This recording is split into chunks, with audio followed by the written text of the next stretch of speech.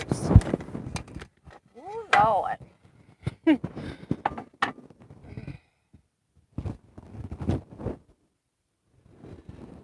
Sorry, guys. I'm having my power cord got caught in my hoop that I got laying here. So sorry about that.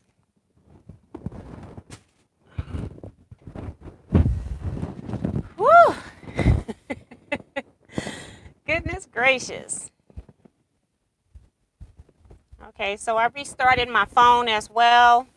And like I said, we've had some bad weather the last couple of days, and we did have like a power splash where the power went out and then it came back on. We had that as well. So could be having some issues with internet connection today.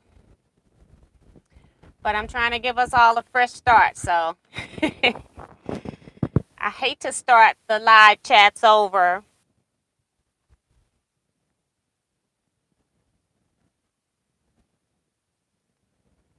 Let's see.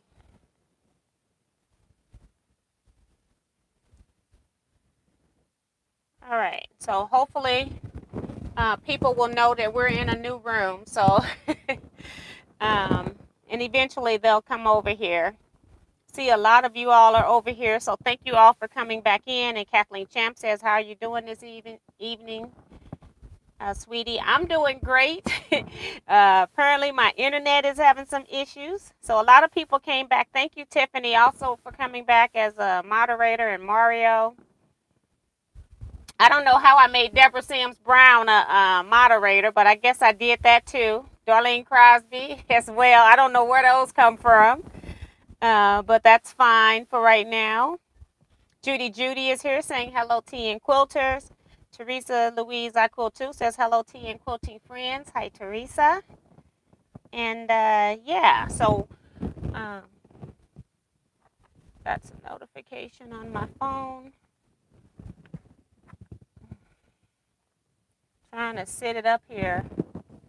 And see, it's still giving me notifications over there, but not giving them to me on my phone. So I have to go back in and out. Thank you, Mario. He's reminding people to hit the thumbs up. Sue says, hello, tea and fellow quilters. All hail the queen of scrap stuffing. Got that right. Hey, tea and everyone, from Stephanie of Memoirs of a Longarm Quilter. Let's see. Let me see who else. Let me make sure Deborah Quilts came back over. I didn't see hers.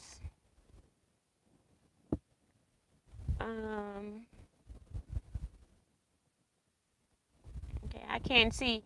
Joanne Parker says, hi, tea and friends. I pray all is well. We're having a severe storm watch here in Maryland, so I may lose connections. And we, on top of all this rain, we still got the nerve to have a heat alert here. Tom Eckery says, hey, T&T Quilters, it's hot and humid. Smash the thumbs up button for tea. Thank you, Tom. And it looked like I've zoomed in some kind of way. Now, don't ask me how I did that, because when I try to zoom in, I can't do it. So this is really crazy. Okay, thanks. Melissa LePage got a notice pop up. Others will too. Thank you. Sean Hickman says, hello, Miss T and quilting friends. Jackie's back. Deborah's back. Okay, Norma Ozia says, good evening, quilt friends. Nancy Gus, hi, T and T quilters. Vivian Calvi, hi, T and everyone. And Tiffany is welcoming everybody back. Hi, Maria Mayer. She says, hello, Miss T and everyone.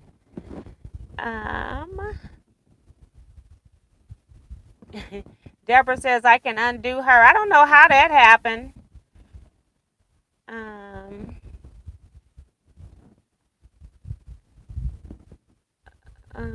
Beth Bueller says, I hope the new time works on Saturday.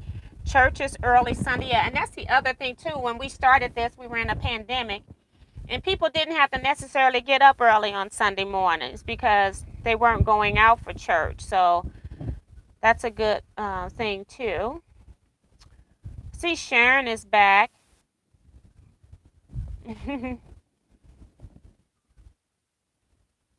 Sue says, down at our cabin and spent the whole day sorting and pressing Joanne's scrap bag. Oh my. Say a whole day. That's ridiculous. My brother's here, says, hi sis and everyone. Hope you all are staying safe. Connie says, good evening all. Nice to see Ellen is back. Yes, she's doing much better. And Tiffany is giving you all the link for the Facebook group again, reminding people to please answer all 3 questions. Otherwise, I either stall your approval if I find time, then send you a message, or you don't get in at all. So, because I'm trying to keep spammers out. And Robin Boyd says, hello, Miss T and everyone. Sharon Lewis says, hi, T and Quilters from Washington, D.C. So if I skipped it, sorry I missed it. So tonight we're going to talk about, I get a lot of some questions from people asking about like quilting on your machines, and whether it be your sewing machines or on a long arm, this subject still will apply to everybody. T is here saying, good evening all. But I think the main thing about it is the main issues we have with quilting is what to quilt on a quilt. So I just wanted to talk about that a little bit, and then I'm going to show you just some of the things that I use, and I couldn't even find my doodling book, but I take one of those composition notebooks and I just doodle in it, especially when I was working. I used them a lot because when they were just wasting time in the meetings to me, then I would have my book up in my lap and I would doodle. And I think knowing what you're going to quilt before you even get to your quilt is very important. So doodling helps with memory also. And so whenever you're free motion quilting and you're forgetting where you're going to go next, doodling kind of helps with that. So if you want to do some meandering or something like that, if you do it on paper first, then you get a memory for how you want to do that, and then transfer it over to the machine. Now, when I go to my machine, I don't do any quilting right now on my regular sewing machines. If it's an 8.5 by 11, I put it on my long arm. And the reason why I do that, because it's just easier for me to move the machine head than it is for me to move my project. And I have done years of moving my project on my regular sewing machines. And so since I don't have to do it anymore, I just don't. I always go to the long arm. But these things will apply if you are still using your sit down. So one thing that I do is whenever I load a quilt, I never just go straight stitching on that quilt. What if your bobbin is inserted wrong and you don't know the bobbin is wrong? So what I always do is I have what I call a scratch pad. And on here, it's basically just scratch quilting. There is no rhyme or reason to it. I go over stuff with different thread colors. I put this on so I can make sure that when I turn to the back, that my tension is right. Sometimes I may have a variegated thread and I'm using a solid color on the back. You want to make sure that your tension is as even as possible. And also note that when you're on a long arm, because you've got tension, if you've got some of your back thread, just a pop of it coming through, sometimes when you release it off the frame, it will go back in, or when it's washed, it will go back. But I try to get my tensions as accurate as I can. And I just put this on after I've loaded my quilt onto the side of the quilt. And then I just pin it, and then I take it off when I'm done. So the main thing I want you to do here is to make a test piece that you're just going to use only for testing out machine stitches. Then when I'm through with these, I just throw these in the bag that I give the lady who makes the dog beds. So whenever I give her a bag, I just throw these things in there, because it doesn't matter. It's going to be stuffing inside of a large dog bed. Let me see who else has come in. Helena Carter says, hey T and all T quilters. And I think that's the only one. So just making a test sandwich. It's important to make test sandwiches. I think a lot of us, we skip this step and just don't want to do it. Number two, once you get good with doodling on paper, sometimes it's just nice to have it in cloth form. Hi, Francis Jackson. And so what I do sometimes is I will just take some batting. This is even with polyester. So I'm not doing this for getting tension correct. I'm doing this because now I want to do a stitch chart. When I have a blank quilt and I don't know what I want to quilt on it, it's a great idea for you to just make stitch patches. You can make these where they're all placemats. You can make them all the same size, and you can do like 2 or 3 stitches in the placemats. And then that way you can have them where they're nice and neat, and you can just stack them, and then you've got quilting ideas. So that's the main thing that I want to tell you that this is for. It's for quilting ideas. So now again, this room is small, so I'm not going to be able to show you all of this stuff right up close, but I will show you what I can. So first, let me just open this up so you can see that I did a pretty large one, because what I was doing here was just I made a grid with my channel locks. So you can see my double line grid. I just used the channel locks on my Gamel. If you're using a home machine, you just draw out your lines. This is not something that you're going to be advertising with, so it doesn't have to be perfect. You can just randomly stitch straight lines. All you want is some sections that you want to be able to quilt. But since I have a long arm, it's very easy for me to just make a grid on my long arm.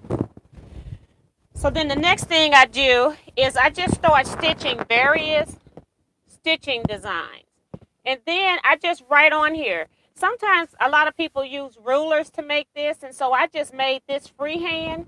And so I just put up here that this was freehand. So if I come back to this later, I know that I just did this freehand. I didn't use any rulers, but I do have rulers that could do that.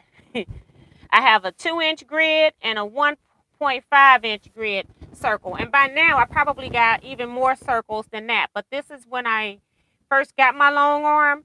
And when you're looking at a big quilt and not sure what you want to quilt, especially if you're doing something like a sampler quilt and you're trying to quilt something different in each section. So then I just started playing with some circles here. And I think this, let me see, inside of a 2.5-inch circle, inside of a 3.5-inch circle. So yeah, this was with the template here. And then I think this was with a tool, LT's Applique Helper, something like that. So I've got this here. So a lot of times when I'm doing stuff with rulers and stuff, I would definitely want to put it on a test. This was also a test with a ruler, and I just found that I didn't like it. I actually ended up drawing it on here to finish stitching it. So this is another technique they said that ruler would do. So I used 2 colors of thread here. Doing it twice, I just couldn't get it to line up. And it was one of those, let me see if I got the name of the ruler. Top Anchor 6-inch 5-point star. So I didn't like the ruler. I have never used it again. But had I just went straight to my quilt and done that, I would have already been quilting, which means I would have been committed to the process, or I would have had to take stitches out. But some of your more common free motion stuff is just grid quilting. And then this is swirls, just free motion swirls here. And then this right here is where I play with feathers. And then this is a polyester bat. So I then went in and started just doing the little bricks, the little stones right here. And that's, you see that a lot in professional quilt makers, stuff hanging in national quilt shows where they'll do feathers and then they'll go back in the background and kind of condense the quilting. But I've got a very thin bat here, so it's not going to pop up much in the feathers. But this is where I start learning how to do feathers on here as well, and then knowing that there are different types of ways to doing feathers as well. So again, I'm just showing you some of these spaces so that if you are at home trying to figure out something to machine quilt on a quilt, maybe some of these things you can practice. Like I said, start on paper first, get you a notebook, and then put this stuff to quilts. So I'm just playing with designs here. I have no rhyme or reason to what I'm actually doing. Just trying to figure out something that I can stitch onto a quilt top.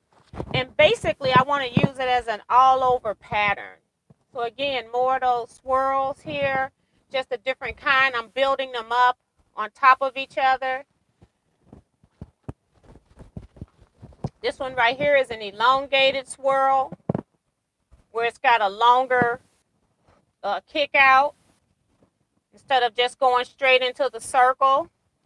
I just showed you that one. Here's some more feathers. And this is like a swirl where you go back on yourself. And so I was just testing that out. And then I did some of the swirls where I came back, not on it, but came back across it and made that shape.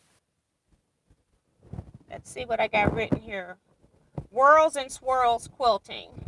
And in the middle here, this is called scrubbing. You'll see that on some. This is what I do when I'm basically using my scrap pieces, but some people use that in their quilts as well to condense a space that they want to be completely flat. No puffiness. Then if you've got like binding spots, if you want to put something in binding, these are good. You can also swing around if you've got a binding you're trying to fill. So that's just showing you that. And I just put some sections in between it. And then this is the wishbone here that's also great for bindings and small borders. This is just freehand curving and then echoing that curve, all freehand again. So it's not perfect, but I think when you get it into the full scope of the entire quilt, it's okay that it's not perfect.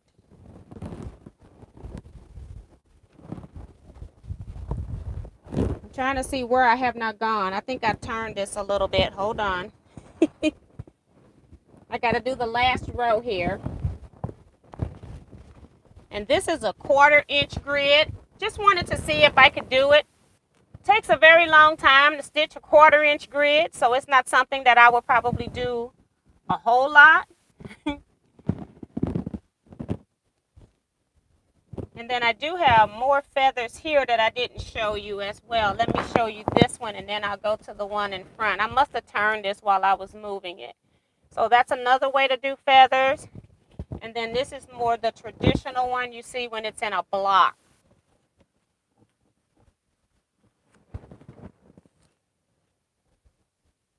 And then I just filled in the background. So let's go back down here. So we all do the loops where you just do you're stitching a line and then put a loop, and then you go stitch and put another loop, and then you do another loop. So I saw something where they were doing double circles in the loop, like right here, and then also looping and then going in just putting these little stitch back. So I would stitch out on this line, come back, stitch out on this line, come back, stitch out on this line and come back. So various different things that you could put in the loop. So I thought that was cool because I really love free motion loops. This is one that I did with ruler. Not a total fan of it. You got to concentrate on where you're going. I see a lot of people doing this and doing it very well. I have very short attention span, especially when I'm doing the same thing over and over again. So this wasn't for me, but it doesn't mean that it's not something that somebody else might not want to do. But I love the technique. Mine didn't come out perfect, but I love the whole technique and how this looks in a quilt. But I don't think I would ever put it in a whole quilt. I might do one block and concentrate really hard. And Then more stitching that could be in binders, borders, like sashings and things like that. So you got the hearts, you got the L's and E's, and then diagonal crosses. So they're crosses, but you just quilt up, you quilt up, down, and then you go in a ditch and go back the other way. You're just making X's. L's and E's are pretty easy to do if you want to put something interesting in a binding as well, or a sashing, not a binding, in a sashing. Sorry, I keep saying binding. And I got one more. This is stars and loops. I got two more spaces to show you. I'm sorry. So stars and loops. I like doing this free motion. It's fun. And some more things that can go in a sashing. Don't say binding again. In a sashing. A razor. So this is just free motion stitching, and it doesn't have to be perfect when it comes back through. So this is like a 2-inch sashing, and then you just do it top and bottom, and I just eyeballed it all. I didn't do any measurements, because if I got to do all that, then I don't want to do it. You can also do swirls in a binding. And this I saw maybe from Jamie. He does this in his one of his videos, and so I tried that out as well. And then these are your standard loops there. Okay. And then over here is just clamshells. They're okay. I like clamshells, but I don't like the process of making them because you constantly gotta use a template. But now that I got it on my electronic system, I think it's great texture and it looks good on traditionally pieced quilts. So I do like those. So that's the second piece I've shown you. Let me see what people are saying in the comments and see who else has come in. Just want to make sure we don't miss anybody. I can't even remember where I left off. I know I didn't say Dolores Phelps says hi T&T Quilters. T says, thanks for this. I'm learning free motion. Just made 10 practice sandwiches. And that's exactly it. You've got to practice. It's not going to come natural. It took me a long time before it came natural. And I did a lot of quilts on my home machine before I had ever touched a long arm. And then it is a lot easier to do stuff on a long arm. But I learned a lot of this stuff on my base machine. Looks like Nisima's here. I guess I missed hers. I don't remember calling it, so welcome here as well. Let me see.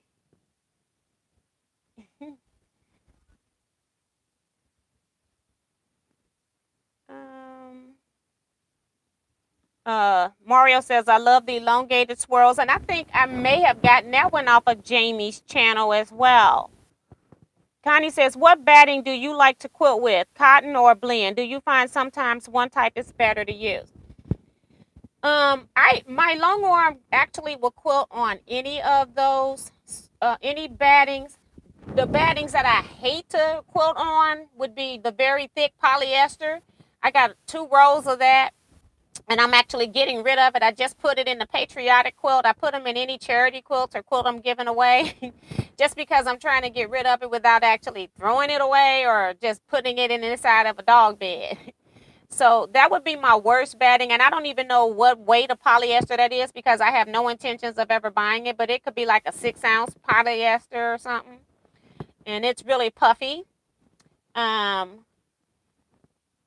What I like to quilt with, I'm one of those people that I normally do 100% cotton. However, I am using a lot more of the 80-20 blend, and I do use Hobbs, but I find I like Marshall Dry Goods brand better. For some reason, I think as companies, and I've noticed this with Warm and Natural. The batting I had in warm and natural when I first started quilting in 1994 is different than the warm and natural batting that we're using today. It's almost twice as thin, okay? So batting changes, and I feel like Hobbs has changed a little bit over the years. And I got this Marshall Dry Goods 80/20 that's a little bit more dense, but it's still not 100% cotton. And I like that puffiness over the regular Hobbs. Just my opinion. So I've been using that a lot. But my favorite would be Warm and Natural. A polyester that I have been using, I have bought by the roll now, is Quilter's Dream 100% polyester, because it's more like a felted polyester. It's not that thick, puffy stuff. So I do have a polyester bat for my customers that want a polyester bat, and it doesn't even look and appear to be a polyester. It looks like you've used 100% cotton. So I do have polyester for my customers, but and I do like it because I actually bought it because one customer brought it to me and she wanted it, and I go, well, this is probably the best polyester bat around, and it's by Quilter's Dream. Joanne says, T, do you recommend using stencils for design ideas if you can't draw? I'm going to also tell you, I'm not an artist, so I can't draw. And everything that I draw on paper, it looks a hot mess. And then when I get to stitching it, it actually looks totally different. So I'm just going to draw some swirls here. And I know you all can't see, but when you're drawing, also, you don't want to hold it like you're writing. You want to hold it like it's a needle in your machine. You don't want to hold your pencil or pen like you're writing, because that's not how it's going to be when you get to stitching. So you want to hold your pen upright. And if I was doing swirls, I know you can't see, but I'm just going to tell you, it looks a hot mess when I'm stitching it out. And my table does have lines in it on the Bernina here, so that's not helping either. But I'm just going to show you how terrible it looks and what it looks like when it's stitched out. It looks a hot mess, and it looks like something that you wouldn't want in your quilt. But I'm telling you that once you put this into your quilt, what you're practicing here is memory. And so you just want to keep going. And because I can't draw, I can barely get a stick figure out. But I have doodled and I'll doodle and keep doodling. And none of my doodlings are anything that I would ever want to put up in a booth somewhere and say, these are T's doodlings, okay? So just know that what you're going to quilt out is going to look totally different than what you have actually drawn out every time. So just keep that in mind. Tiffany says, that's pretty much how I quilt, just random and things that can be done all over. I used to play on practice quilts. Now I just load and quilt whatever I feel will look good with my brain reference. Right, and that's, you've been doing it a long time. I don't have to practice. That's why I'm just scrubbing on this now instead of like making designs all the time. What I'm basically doing is I'll do straight line scrubbing, and then I'll do something with some curves to make sure when I do a curve that my bobbin thread isn't going to pull. I'm just mostly doing this now for checking my stitches. These I use if my brain is completely fried, then I've got something that I can look at so I can get going, and I'm not going to be stuck trying to figure out, okay, what are you going to quilt on this quilt? So I need to, so these are like my reference pieces. Okay. Put that over there. Has anyone ever tried fusible batting? Fusible batting is fine, especially if you're quilting on a home machine.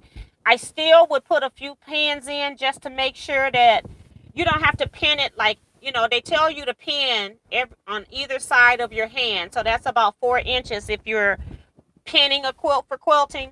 So if you're using fusible batting, a lot of people don't pin, but I would pin anyway, because what if some of the fusible, or if it gets caught somewhere and something gets pulled, and that way you got pins. But I wouldn't pin every 4 inches. I might pin every 10 inches or so, just to put pins in it here and there. So, but fusible batting is great. especially for home machine quilting. And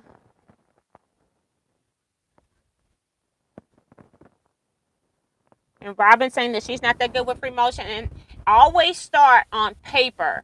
Always start on paper. And then I would also recommend, if you don't have anybody that can show you free motion quilting, and I think Deborah Quilts is still here.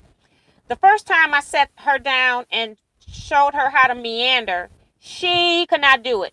She wanted to press her foot down full speed ahead. She was moving these hands. And it's like, no, you've got to slow down. You've got to think and get in a rhythmic motion. And that's what free motion is all about, is the rhythm of your hand to your feet. And just because your machine sounds like you should be moving your hands faster, that's not absolutely correct. And so once Deborah done that, now meandering is her favorite thing to do, and she uses it to relax herself. So that's one person who you just have to, it's not going to come overnight. Deborah didn't take a class, but she sat down with me for, I'd say about maybe an hour at most. And when she went home, she still wasn't confident that she was ever going to be able to do it. And then when she got home and she could put on her music and chill out a little bit, she wasn't stressed, nobody is over her shoulder looking at her, then that became her favorite thing to do for her relaxation stitching, because now she doesn't have to think about it too much. So you can do it, Robin.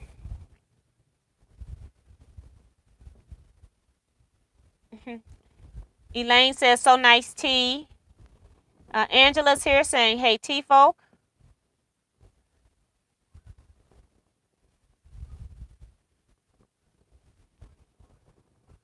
Bernina Q20 with loom 9 or 11.5 or 13 feet costs $23,000 in Montreal.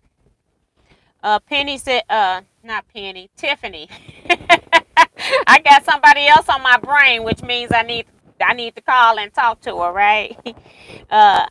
So she likes Marshall dry goods brand too. It's nice. It is. It's the best to me right now as far as an 80-20. It beats Hobbs every time, which is the industry standard is Hobbs. But and that used to be my standard until they convinced me to buy that batting when I first went there. And I wasn't confident in it, but I go, you know what? It's batting. I'll just use it in charity quilts. Well, now I use it in charity quilts, but I use it in my quilts and I use it in customer quilts. I test things out before I start putting them out into the public spectrum. I don't care about charity quilts, and then I would wash them before I give them to the charity so I can see how that batting responds, and then I would wash them, because I do bigger quilting on charity quilts than I would if I was doing it on my own quilt, because I like dense quilting on my quilts. So then I did it on my quilts, and I washed my quilts to see how it responds. And I think Marshall Dry Goods has a very good 80-20, just my opinion.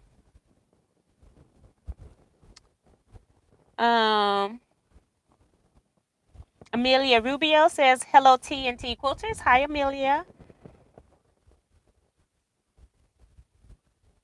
I stopped doodling because I think my quilting is way better. I can't doodle for some reason, and that's the other, that's what I'm saying. My doodling looks horrible. If I went by my doodling, I would have never started free motion quilting, but it looks totally different in the quilting when you get comfortable with it.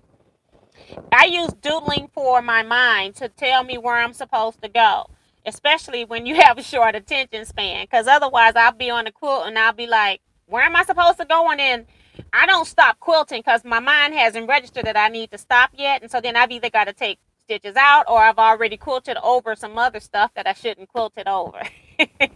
And one other thing, when you're quilting, you could pick like 3 of your favorite designs. Say like you like swirls, and then you might like loops, and say stars. And then you can mix like 3 designs and just do that randomly all over your entire quilt. That looks cool too. And Francis used a dry erase board to practice drawing designs on. That's good too. But if you want something more permanent, that's why I'm using these pieces, because you got to eventually erase your board so you can take pictures of them. But I'm a visual, touchy-feely kind of person. I want to touch and hold on to it. So But it's all in what you need to practice some kind of way. Oh my gosh, Robin's got to take shelter. Be safe, Robin. Deborah says it took me about 3 years to get it. It didn't take her 3 years to totally get it because Deborah did some quilts with it. And it's not going to be perfect in your first quilt. But I think she's beating herself up. But I don't think it took her 3 years because I've seen most of Deborah's completed projects and they look good. The first ones, you've got to get used to it. And then she started having some issues with her sewing machine, which she thought was her, and ended up it was the sewing machine making a mess. So that was one of her dilemmas too. And also every machine, especially home machines that you're free motion quilting on, you need to read your book to see how you set them up. Because if I had set my Singer up the way they tell you, I have a Singer XL 1000, and for some reason in that book it tells you to increase the stitch length. Now we all know when you drop the feed dogs, your feed dogs are not engaged. So what does stitch length has to do with anything?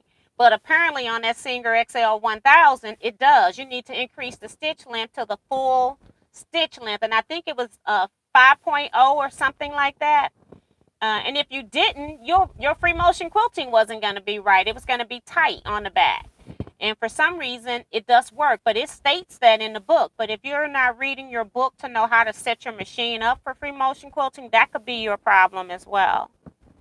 Stephanie DeVoe says, will you be doing any more videos on the Butler Robotics system? I just purchased one for my long arm.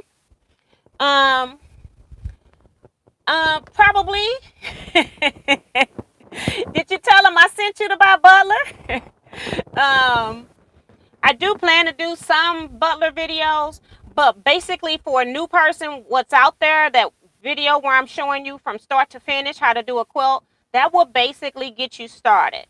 I will be doing more Butler videos. It's just that I got a lot on my agenda right now, but I do have plans. I even tried to do a Butler video the other day and couldn't find my camera. Okay, like how you lose your camera? But apparently my husband it was in a spot where he had brushed across the counter and didn't know that he had knocked it down, and it fell onto a carpeted rug.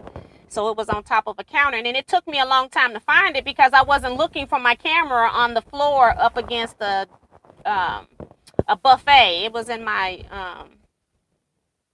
dining room. So yeah. Took me a while to find it, but by then I had already quilted the majority of the quilt. But I do plan to do more Butler videos. Kelly A is here saying, hi, Miss TNT Quilters. Hi, Kelly. Deborah says, I gave it a try, but could not get my hands and machine to match. And it takes some practice. And you can start, you can even sew on your machine. Just use your old needle and just try doing it on paper as well. So you're not wasting a lot of fabric. You could do that as well to practice before you start, using a whole lot of fabric. But like I said, use your scraps, things, or muslin. That's what I used on this one on the front, was just muslin. This was a piece left over from a backing. It's like, I had so much of this fabric that I got tired of looking at. I said, it don't have to go on the string quilt. It can be, it can be used for test quilting. So it just takes practice. Sue says, when I first got my long arm, I learned to breathe. Once I remembered that, I found a great improvement in my free motion. That's a good tip. Millie says, I have the short arm quilter and all I do is meander in loops. And I'm happy with it. And that's exactly, if that's your comfort zone, then that's absolutely fine. You're getting your quilts done. That's the main thing. Is there a certain stitch length to use when free motion quilting?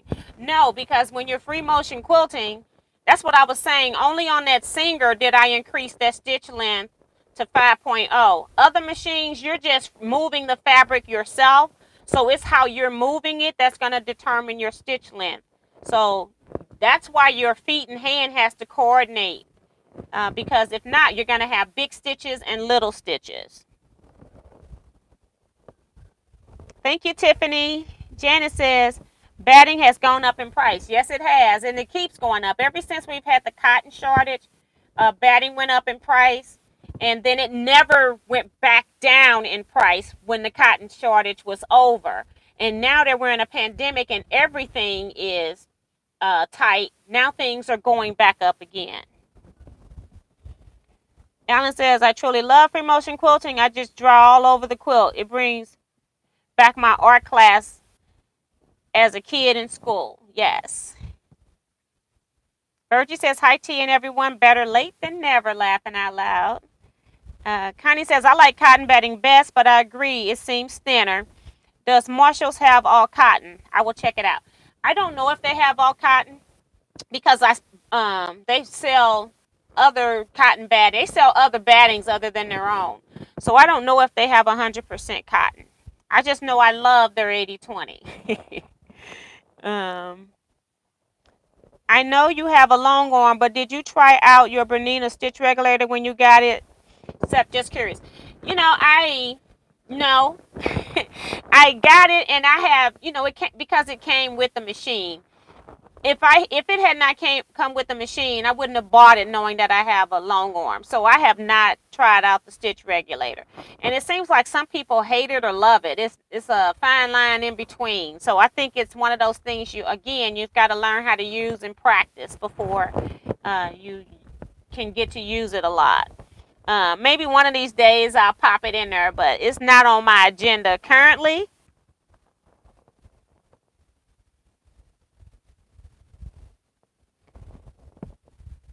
And C-Rex says, my Gymnomi free motion's better with the feed dogs up. And I have also, on my older machines where you had those little covers that you had to cover your feed dogs, those things would sometimes move out of the little slot. And I found that I did like free motioning with my feed dogs up. It gave me more control. Even though they weren't completely guiding my fabric, I was still moving it. I kind of liked the tension that it put on it, to the friction that was slow it down for me moving it. It's kind of weird. You have to do it in order to see what we're talking about. But I actually have a couple machines that I used to free motion with the feed dogs up and wouldn't even cover them or lower them, because on my XL1000 I could lower them, but I would just leave them up on there sometimes, just depending on what I was doing. Cynthia Shade says, good evening to all. Late to the party, plenty of rain and thunderstorms here in Chicago. I'm trying to get caught up with some of these. I'm not too far.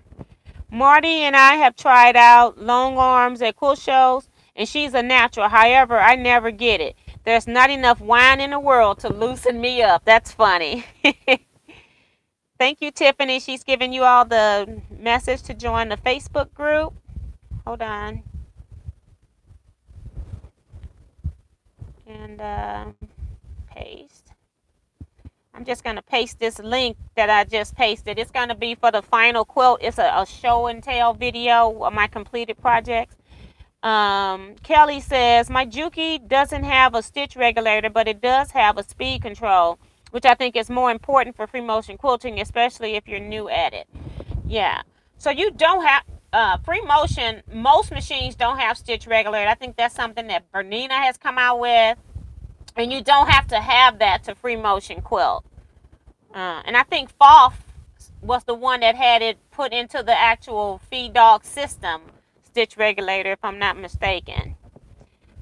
When using computer quilting program, do you still have to wash the machine so it doesn't get stuck? Yes. A lot of people think just because you've got robotics on your machine that you're still not having to do anything. You can still run out of thread. Your bobbin could not be inserted correctly where you have to take out the thread in the entire quilt, which I have had to do. Your machine has to be programmed. You've got to learn a knowledge base on how to do that, how to do nesting, how to get that program to stitch all the way across your quilt. So it's a whole nother different ball game of technique. So people think because something is electronic that it's easy to do, and that's not always it. You've got to open up your mind to learning how to do what you used to do one way. You've now got to learn how to do it the technology way. And so it's a whole nother learning curve. just saying you want to put something in a particular spot. You've got to learn how to just put this in this particular spot. How do I skip over my applique?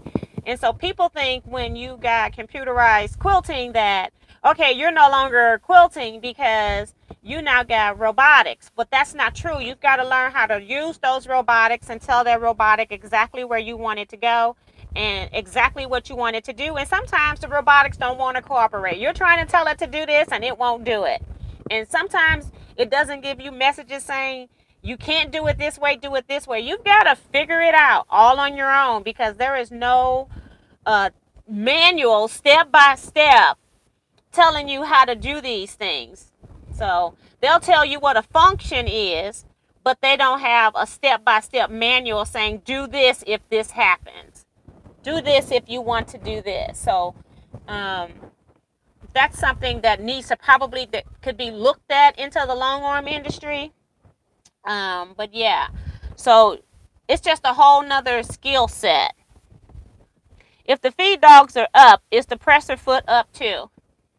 No, you can still have, because you got on your hopper foot, and your hopper foot is always had space in between that anyway, so you could get the quilt under there with the batting backing and the top, your quilt sandwich. So you do have space still. I think you and Kevin were right. Looks like I'm going to get 3 illusion quilts and 2 AccuQuilt pineapple quilts from the scrap bag you graciously gave me. I told you there's a lot of quilts in that bag.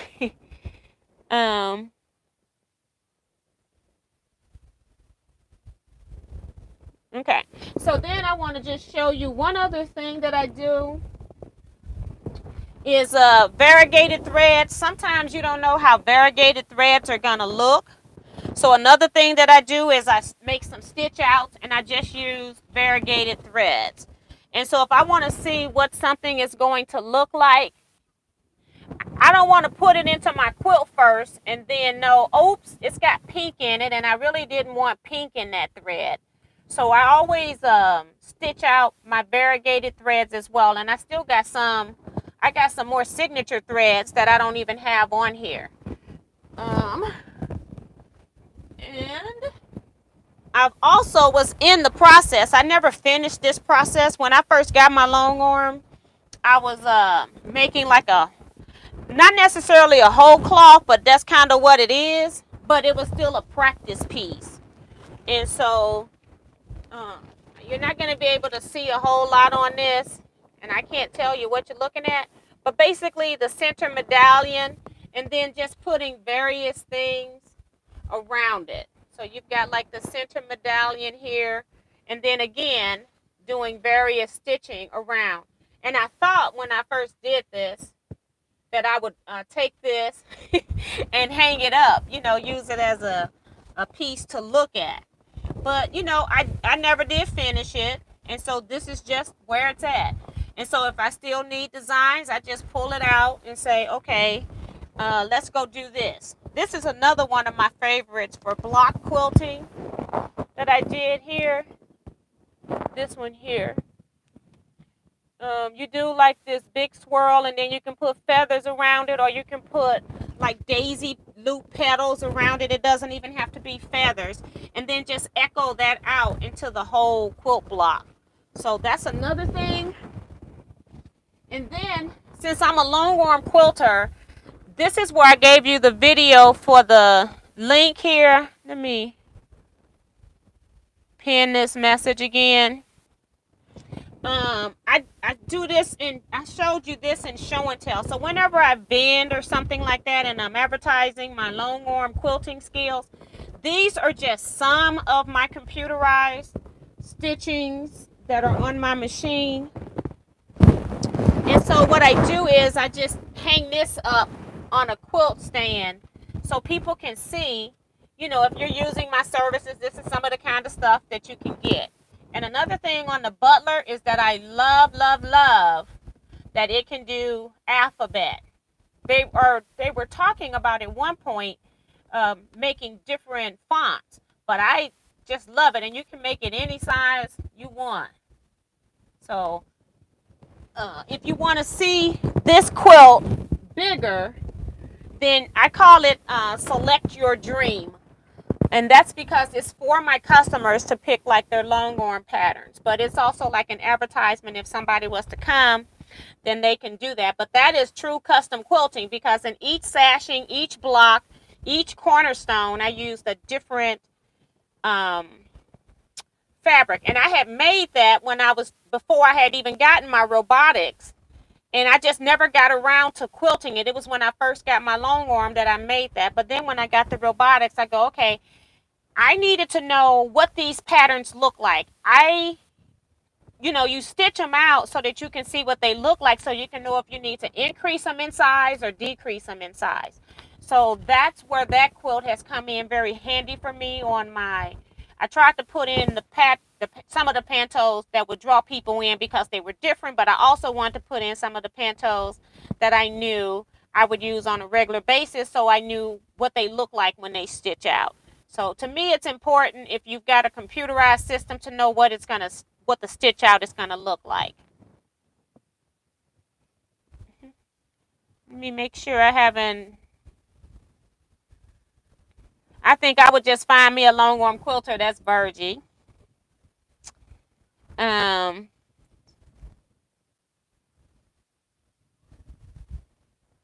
Virgie says, nice sample of stitches. Judy Plaster is here saying, hello, Teaquilters from Northern California, Orville.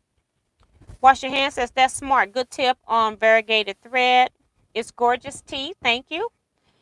Tiffany says, I want to make a colorful thread whole cloth. I was just looking at examples online the other night. That's interesting.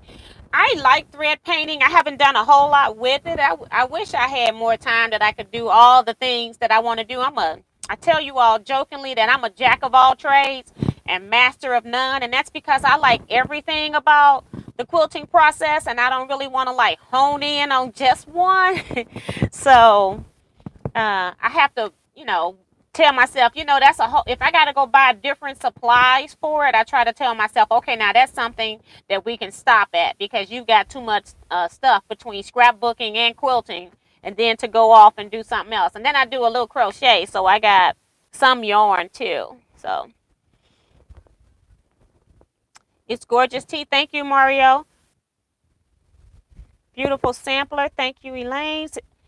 Shaquita says, hi, T and everyone. Wow, I truly admire anyone who can do their own quilting. And yeah, but it just takes practice. You can do it. And even, I tell you all, on your machine, you've got a serpentine stitch that stitches really tight, like S shapes. But when you elongate it, it makes this long wave.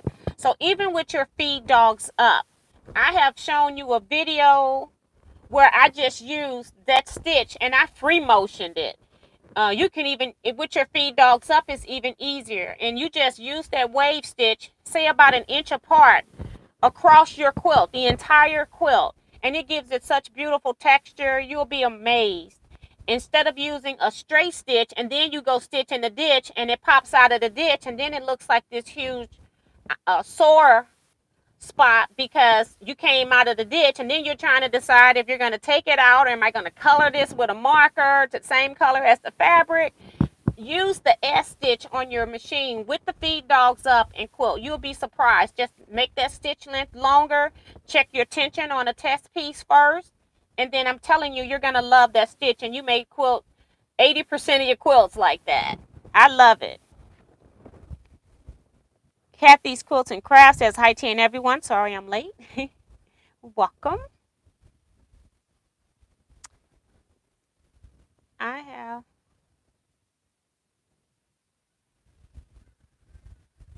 Ella says, good evening, Miss T and T Quilters. Hi, Miss Ella Odom. Quiltigram says, hi, everyone. Forgot it was Tuesday this week. Okay. So we are a little bit over today because we had to restart the chat because the first one was spooling really bad for some reason. And I have no control over that. So I rebooted my devices and everything. And this one worked out fine. So if you want to, we didn't do anything but just was reading comments in the other one. So you haven't missed anything if you weren't in here on the first chat. I just got to go back now and retitle this chat and put up this thumbnail on that chat. So if you all got any questions, I can answer those. I don't have anything else to add, but basically, again, as a recap, just wanting people to try doodling, especially when you're just out sitting somewhere and you don't have anything else to do. Just pull out a pad and start just trying different quilting things, and it'll help you in your free motion to know where it is you want to go, especially if you're doing like stars or something like that, or swirls, and you want to know, it keeps the memory in your head of where you're supposed to go when you're done making your particular motif. Number two, making the practice pieces so that you're not first just going straight into your actual project. You already know what it's going to look like. You know if you need to increase or decrease your tension. You should be having your feed dogs down for the most part, but there are certain machines that like to have the feed dogs up. There are certain machines that like your stitch length increase, although it doesn't really matter in the fine, when you think about it conceptually, it shouldn't matter, but on the Singer XL 1000 it did. And then just having a stitch, something that you can pull from when you're stuck as to what am I going to put on a quilt. You've got some designs that you can use. If you've been doing this for a long time, then you may not need those things. I don't need them a whole lot. But it's just nice when you're stuck. Sometimes your brain just freezes, or you're just having a stressful moment in life, which things happen, and then you can't think of anything to do. Then you've got these pieces that you can go look at and say, oh, okay, I'm just going to do this just so I can get it done. But at least you're not just stuck there saying, what am I going to do on this particular quilt? You can go ahead and get it done. So let me make sure I read the last comments here. I think when you first start out, pick 3 to 5 easy designs you like and practice them until you get them down. Then pick 2 more and practice with them. That's from Teresa. That's a good tip. I might say that S-stitch. I might try that S-stitch on my table runner. That's Virgie. I think you will like it. Just make sure that you practice on a test piece before you put it on your piece, because you may need to elongate it even more. It's really tight when it stitches with no stitch length, so it's really tight like this. I want it like this when you finally get it. And so it's just going to be this wave line is all you're going to have. And then when you go and stitch the next line about an inch apart, and I just eyeball it, I don't mark it, I just eyeball it. You're not trying to line up those ones from the first one. You want them to just randomly happen. And I'm telling you, once you're finished with the entire thing, you're going to love it. Ignore what it looks like on line number 2. Keep doing it, and as you see the whole project, it's going to be one of your favorite stitches.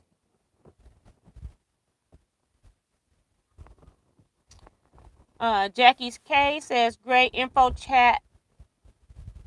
T, thank you. You're welcome, Jackie. Judy says, thank you for all the great quilting tips. You're welcome as well. Thank you, T, from Elaine. You're welcome. Say good night to everyone that's leaving. That's from Tiffany. So, Sue says, a couple weeks ago, Tiffany Quilting Life did a feather meander, and it was beautiful. And I didn't see that one, but I also have a video where I show you on my long arm where I made this long, but it's just a serpentine stitch. And I just, like my feather line, when you first start the feathers, some feathers, not all feathers, some feathers start with a center line. And it's kind of like a little wavy line. Well, I did that wavy line throughout the entire quilt from top to bottom. And then I went back and just started throwing feathers, rolled from the back up to the top, then got up to the top and had to come back down and do the bottom. If you do a quilt like that, just throw feathers on it, you're going to learn how to do feathers really quick. And the first one I did it on, it was just one of my utilitarian quilts, like something that I'm going to use and wash, so it wasn't really serious. And then I had done it and I showed it at my guild, and then a lady wanted me to quilt it on her quilt. So you can't conquer feathers unless you start quilting feathers. So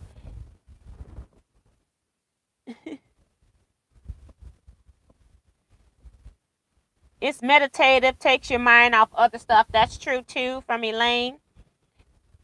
And I think that's going to be it. So, everybody, see you all Saturday. Don't forget, 8 p.m. on Saturday is a test thing to see if we're going to move it permanently to 8 p.m. Central Standard Time on Saturdays. It was suggested because people say that they do go to bed early, have church now on Sundays. And when we first set this up at 9 p.m., it was during the pandemic. So people weren't moving out. I'm one of those people. I stay up late, get up early, do what I got to do. But some people like their 8 hours of sleep. It's just that I'm not one of them. My body won't take 8 hours of sleep. So I will see you all Saturday for the sewing chat, where we're going to finish working on the panel quilt that we started last Saturday. I never did find those pieces, by the way. I think what I did was I cut them and then I recut the other pieces from them. That's all I can think of. So I went and cut those pieces and I got them ready so we can finish off our panel quilt. So good night, everybody. Thank you all so much for coming. Don't forget to go look at my completed projects link that I have pinned, April 2020, where I show you the Select Your Dream quilt a little bit up close so you can see what my concept is on that. And stay safe, be blessed, and quilt out, everybody.